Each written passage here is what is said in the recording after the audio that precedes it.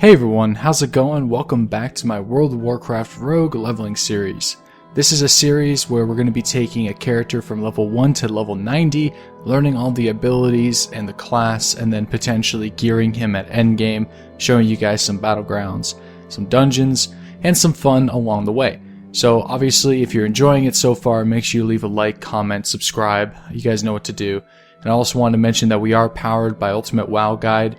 If you guys are looking for professions, lore master, achievements, dailies, leveling, you name it, they got it. Check out their stuff. It's been rather helpful for me, so it probably will be for you as well. So in the last video, we hit level 20, and at level 20, we actually got a new ability under subtlety, and that's Find Weakness. Your ambush, Garrote, cheap shot abilities now allow you to ignore 100% armor for up to 10 seconds. So obviously if you're stealth, you go up and ambush and then garrote somebody or even cheap shot somebody, you're going to be able to do some massive damage to that target because all of their armor is neglected. So that's actually an extremely powerful ability. We also have another one at level 20, and that is Crippling Poison. So Crippling Poison has a 50% chance to poison your target, slowing down their movement speed. So this is very similar to Hunter's Concussive Shot, but it's on a poison. So you can actually have two poisons on your character at once. So if you're running around with one poison and you're not utilizing that, you're doing it wrong because you have two weapons. Remember that. So you can put Deadly Poison on one, Crippling Poison on the other, Mind Numbing on the other. You can be very versatile with your poisons. Obviously certain combinations are a little bit more effective than others, but yeah, play around with it and see what works for you, especially for PvE or PvP types of environments. So we're currently in Shadowfang Keep doing a couple dungeons, kind of alternating between Silverpine Forest and finishing up a couple quests. But at this point, we're out leveling Silverpine quite a bit, and we're going to be focusing on dungeons until we move on to Stranglethorn. We just hit level 22, which means we unlocked a brand new ability, which is Gouge.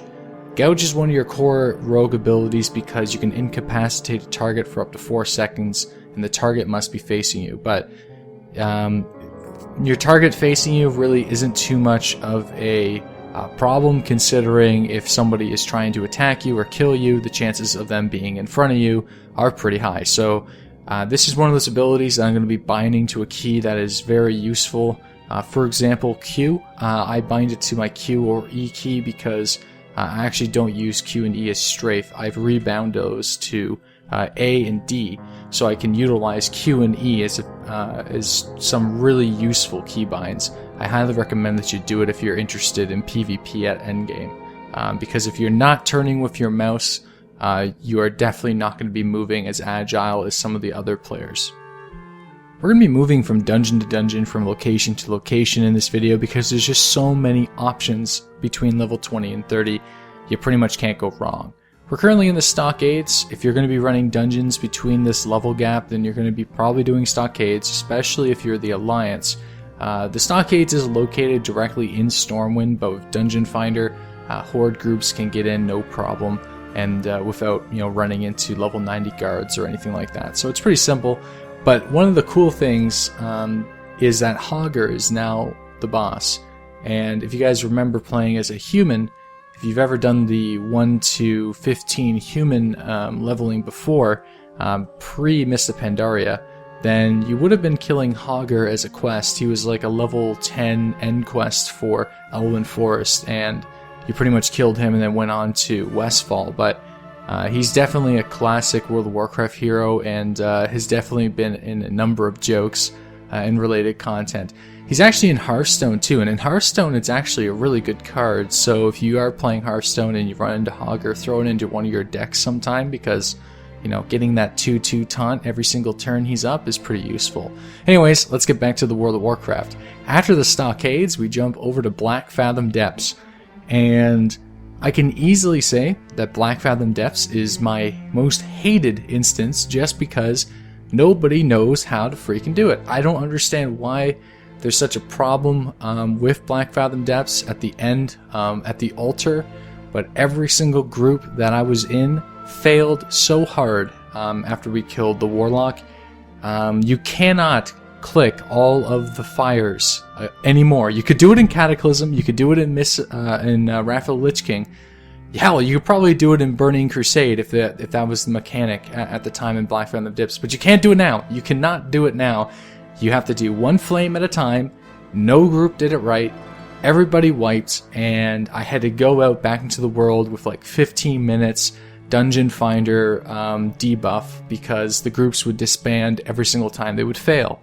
So if you're going to be doing Black Fathom Depths, especially if you are a tank or anybody, let your party know that to do one flame at a time. Don't try to tank it all like a bunch of heroes, because the chances are your healer can't handle the stress, especially if they're a new healer in the game, and you don't have that many spells available to you, so your options are pretty limited. It's kind of like sword and boarding, basic heals, and really basic DPS, so taking on a massive room of enemies isn't as easy as it was in the previous expansions, so keep that in mind. Just throwing that out there, just because of how frustrated I was with Black Fathom Depths whenever I was trying to do it. So, despite all that nonsense, we did hit level 24, which means we have a new ability, which is Pick Lock. Nothing too groundbreaking, obviously. It allows you to open locked chests and doors, so if you've ever ran into a chest in a dungeon and you haven't been able to open it, or if you've ever run into a door and you haven't been able to get to the other side, now you can as a rogue, so that's one of the biggest perks of the class, even though it's really subtle. So after Black Fathom Depths, we're moving on to Stranglethorn Vale, and Stranglethorn you can come here at around level 25 and do the quests no problem. The only thing that I would say about Stranglethorn that you should watch out for is it's definitely a PvP hotspot, especially now since cross-realm zoning has been put into the game. But don't get me wrong, cross-realm zoning has actually breathed a huge breath of fresh air back into World of Warcraft. Before you would be in all these extremely empty zones just by yourself doing quest lines, and now everybody who is playing the game in your region is going to be there in that zone.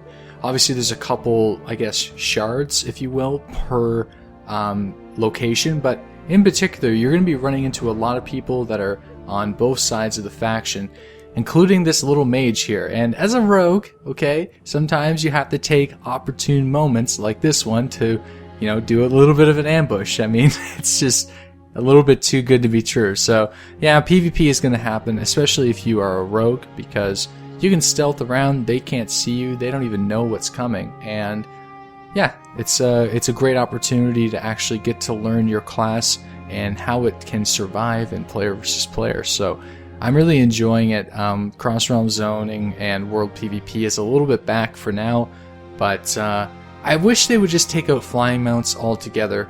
Really, I understand their value at endgame, but when you're running around in Azeroth, it just doesn't make any sense. I think the way it used to be with Burning Crusade was the only place you can use flying mounts. It actually made the game much better in my opinion. So that's my only gripe that I've been experiencing so far, is just flying mounts in general with these cross-realm zones. It's been a bit of a problem.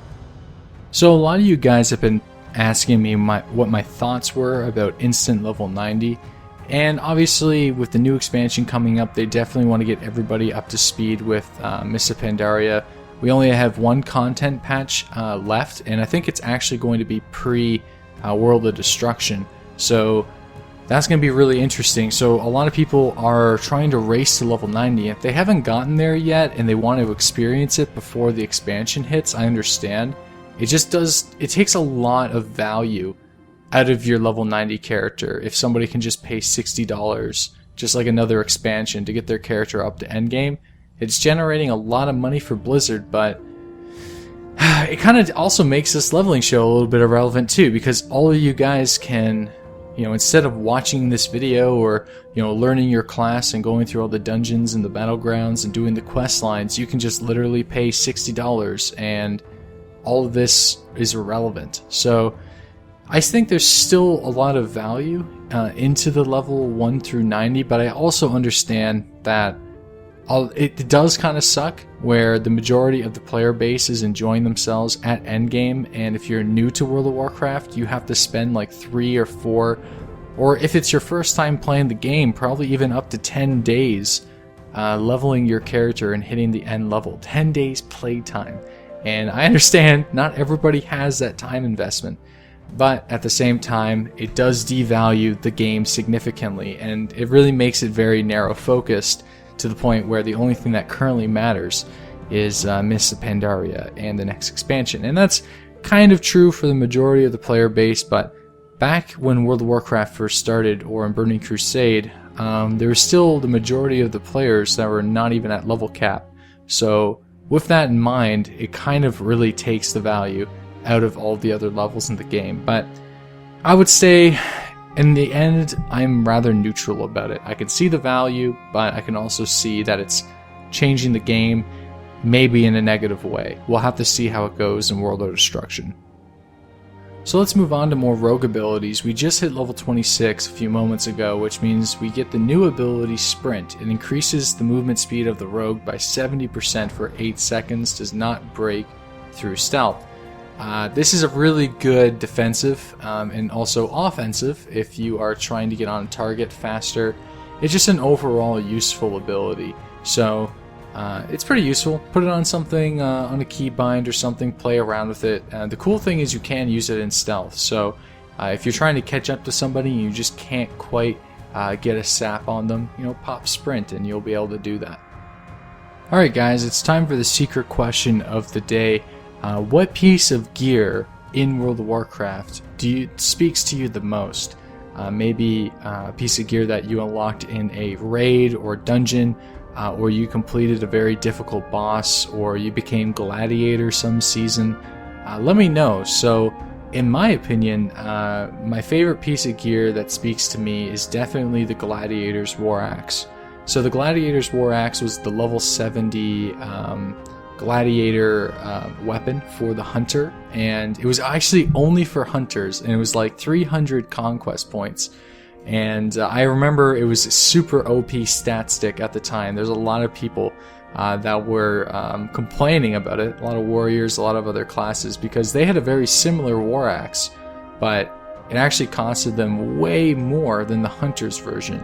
And I just remember having that really cool looking axe, and also rocking a bow. Those were some good times. Also having mana, like Aspect of the Viper, like all those crazy old school abilities for the hunter class. I have to say, the hunter class has changed pretty much completely from back then, but it's definitely for the good. We're now a viable PvP class with good offensives and defensives, interrupts and sleeps and traps. It's just in a really good spot right now. So I'm glad that Hunter has moved on to better things. Also guys, make sure you hit that like button if you're going to be typing a comment, and then sharing this around with your friends on Twitter, Facebook, Reddit, you name it. It definitely goes a long way to help out the show. Back to the rogue. We just hit level 28, which means we have 2 new abilities. Distract, which shows a distraction, which changes the position the enemy monster is facing for 10 seconds. It doesn't break stealth, so it's really good if there's an opponent facing towards you and you want to get a sap or an ambush. You can distract them to make them look the other way and then use your ability against them. We also have mind-numbing poison, which has a 50% chance to increase the cast time of your opponent. This is good against healers, spellcasters like mages, very useful in arena and what have you. So again, remember, I don't have my poisons up right here. I definitely should. But make sure that you keep those up, and they last about an hour. So if you put like deadly poison or crippling poison on, and then maybe another one, make sure that you have them applied at all times. I didn't. It's something that I gotta get used to. I typically have a problem with those buffs that last over an hour, especially if I'm doing a leveling series, because at that time I'm already into the hour-long grind, and the last thing that I'm looking at is my poisons. But it's something that I really need to pay more attention to, as should you. Alright, so we're back in some dungeons, and this time it's Scarlet Monastery, and it's been a while since I've been in Scarlet Monastery, so I haven't actually played through some of these changes to mechanics. But it's pretty entertaining, it's fun, it's a little bit different. You can definitely see Blizzard kind of getting out of their comfort zone with some of these boss mechanics. Throughout this dungeon, throughout Library, if you guys were wondering which one we were in, you can actually take like food, like pieces of food from the dogs, and actually put them on the Scarlet Monastery hound trainers, and that will cause the dogs to actually go out and eat the owners, pretty much killing them instantly. So if you see those buckets of dog food, you can chuck them at people, and the dogs that are roaming around the initial part of the dungeon will actually kill their masters. Pretty funny mechanic, and there's a lot of others. So if you haven't done Scarlet Monastery and you're leveling up a new character, definitely queue up for a dungeon around level 28 to 30. I think it goes up to high as like level 34 or 35, so you'll probably be in Scarlet Monastery a lot. Check out some of those new mechanics. One thing that I did notice though in Scarlet Monastery is you cannot go around pulling like dozens upon dozens of mobs. Hey, if it was WoW Hobbs, I guess he would be pretty upset about that, but I guess from what I noticed, back in Cataclysm I leveled like 4 or 5 characters, so I had a really good sense of where the game was at low level. You used to be able to get on a warrior, and with any type of healer you can go around and pull the entire dungeon. I also leveled up a Pandaren monk brewmaster only a few months ago, and I feel like the mechanics have gotten a little bit more difficult since then, because a few of the tanks that I was with were not able to hold up to 2 or 3 packs of monsters without completely stressing out the healer or causing problems with our group. So it's pretty interesting to see that things are getting a little bit more difficult, I suppose, or not so grindy and AoE mobby, so more interesting mechanics are being introduced, and I'm hoping that that transitions over to the new expansion coming out relatively soon. So far, playing as the Rogue has been rather enjoyable. It's been one of the most different classes that I've actually played and leveled up to 90. So far it's been going really smooth. I'm enjoying the number of stuns, versatility when it comes to stealth. The poison aspect is pretty interesting, and overall it's just a fun class to play. It's meant for PvP. You can see that the stuns and interrupts, defensives and offensives are clearly outlined compared to some of the other classes out there, where you have to kind of discover that a little bit more in detail by playing with similar players or arena players or what have you. Everything seems to be pretty straightforward, and that's something that I really like. So far I'm enjoying it deeply, and I think that once I get into the higher levels, like level 50 or 60, I'm going to start to really excel at PvP in this class. And when it comes to player versus player, it really defines how long I play the character at endgame, because my main is a hunter. I have a level 90 monk, I have like an 85 warlock, a mage, druid, shaman, so I got a lot of characters that I can play, and sometimes whenever I get to the end of my leveling shows, I don't necessarily continue them after the fact if I don't like them. But with this character, as a rogue, I can really see myself in the battlegrounds enjoying it because of how different it is and how versatile it is. I've always been annoyed at how strong rogues have been against my particular class too, up until these recent couple patches. As a hunter, playing for the past 8 years or so, the rogue has always been a class that has rather stumped me, but obviously we're a bit of a counter now, but it wasn't always the case. So it's going to be really interesting once I get there, and so far things are going a little bit more slow than I anticipated. I apologize, guys. I promise I'm going to be getting more episodes out much faster. It's not going to be like 1 episode a month. I'm going to be trying my best to get 1 episode out a week. So I have a lot of leveling to do. If you guys are interested, definitely stick to my live stream, because I'm going to be doing it, all my leveling live now, and I'm going to be updating you guys on my YouTube channel whenever I do. So anyways guys, we just hit level 30. Thanks so much for watching, and we'll be seeing you guys in the level 30 to 40 video coming out hopefully next week. Thanks guys.